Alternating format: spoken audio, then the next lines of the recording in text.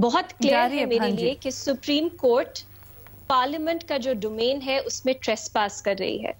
یہ جو آپ نے جس بل کی بات کی، آپ آئین کو صرف ایک پروویژن کو نہیں دیکھ سکتے، آپ نے پورے آئین کو دیکھنا ہے.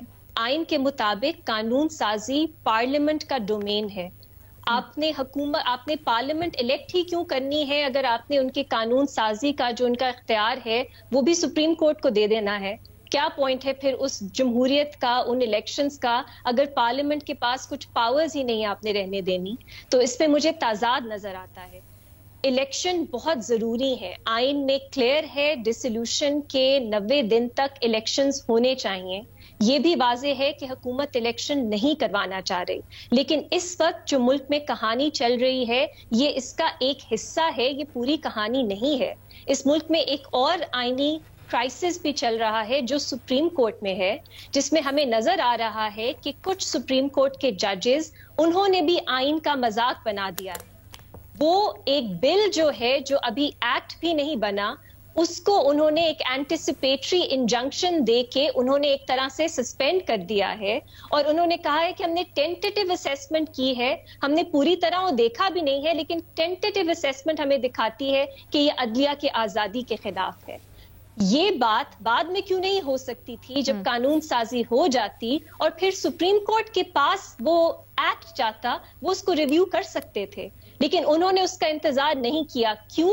کیونکہ چیف جسٹس صاحب چاہتے ہیں کہ یہ فیصلہ وہ کریں. وہ اپنے آپ کو سپریم کورٹ مانتے ہیں اور معذرت کے ساتھ وہ اپنے آپ کو پورا لگتا ہے آئین بھی مانتے ہیں. بھٹی صاحب جو بات کر رہے تھے، اگین کانسٹیٹیوشن پوری پڑھنی چاہیے. آرٹیکل 82(2) بھی ہے، سب کلوز پروویژن 2 آئین میں.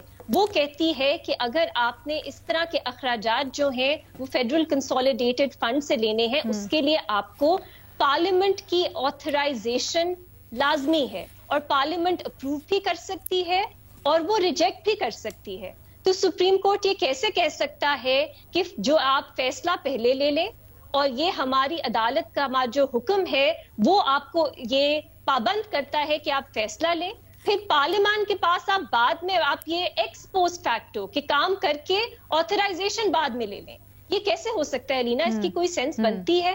تو یہ بات اس میں وزن ہے کہ حکومت الیکشن سے بھاگ رہی ہے، لیکن ایک آئین کا پروویژن اس پہ عمل درآمد کرنے کے لیے کیا آپ باقی پورے آئین کا مذاق بنا سکتے ہیں؟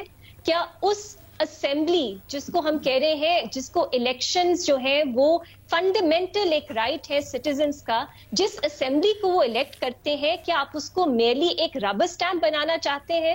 جو پاور آف دا پرس جسے کہتے ہیں کہ پیسہ، اخراجات وہ کس طرح سپینڈ ہونے، وہ ایک پارلیمنٹ، خاص طور پہ نیشنل اسمبلی جو الیکٹ ہو کے آتی ہے، اس کے بنیادی حقوق میں سے ہے کہ وہ فیصلہ کرتی ہے وہ کیسے خرچ ہوگا. آپ نے وہ بھی ان سے لے لینا اور کہنا ہے کہ ایکس پوسٹ فیکٹو آپ کہیں کہ انہوں نے آتھرائز کر دیا. آپ نے قانون سازی کا حق بھی ان سے لے لینا ہے، پھر آپ نے کہنا ہے کہ نہیں ہم اینٹیسپیٹری انجنکشن دے دیتے ہیں کیونکہ ہم کہتے ہیں کہ عدلیہ کی آزادی کے خلاف ہے. تو علینا پھر کیا پوائنٹ ہے پارلیمنٹ کا؟ ٹھیک ہے ریما، آپ نے بڑی خوبصورتی سے سمجھا دیا جو بعد میں اب چیزیں، اور خاص طور پہ اب جو حالیہ آرڈر آیا ہے اس کو. لیکن ایک چھوٹا سا سوال ہے، قانون سازی کرتی ہے پارلیمنٹ، لیکن کورٹ کا کام، خاص کر سپریم کورٹ کا کام ہے جی لاسٹ، کیونکہ وہ گیٹ کیپر ہے، اس کے اوپر عمل درآمد کروانا قانون سازی کے اوپر.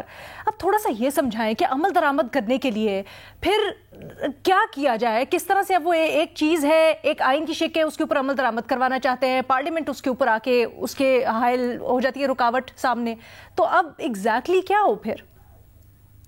علینا انفارچونیٹلی سپریم کورٹ جو ہے اس کے پاس ایبسولوٹ پاورز نہیں ہے. ٹھیک ہے، سپریم کورٹ جو اپنا ایک فیصلہ کرتی ہے اس پہ عمل درآمد کرنے کے لیے اس نے آئین کے اندر ہی رہنا ہے، ورنہ ان کے پاس کنٹیمپٹ کی پاورز موجود ہے. اسی لیے اب میں ایک تھوڑی سی پولیٹیکل بات کروں گی، کیونکہ آئین جو ہے وہ صرف ایک لیگل نہیں، ایک پولیٹیکل ڈاکیومنٹ بھی ہے، کہ इस वक्त जिस सिचुएशन में हम हैं उसमें अदलिया जो है वो डिवाइडेड है। अदलिया की जो अथॉरिटी है जो एक यूनानिमस यूनाइटेड कोर्ट की होती है, उस तरह की अथॉरिटी हमें नजर नहीं आ रही।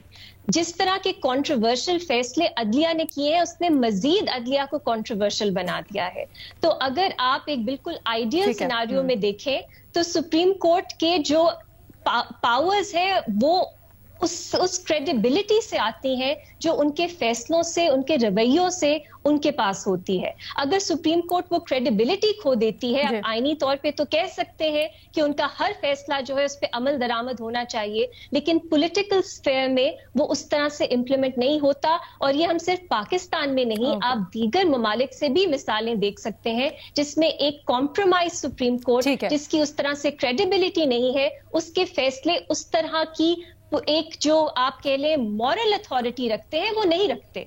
चाहे आईनी तौर पे आप पाबंद हैं फॉलो करने के लिए, लेकिन वो नहीं करते। तो सुप्रीम कोर्ट को भी इंट्रोस्पेक्ट करना चाहिए। और कुछ सुप्रीम कोर्ट के जजेस हैं जो बार बार ये कह रहे हैं कि हम भी इंट्रोस्पेक्ट करें कि क्यों हमने ऐसे फैसले दिए जो दिखाते हैं। अच्छा, मैं आपसे थोड़ा सा आगे जाके मजीद समझना चाहूंगी क्योंकि आपने कहा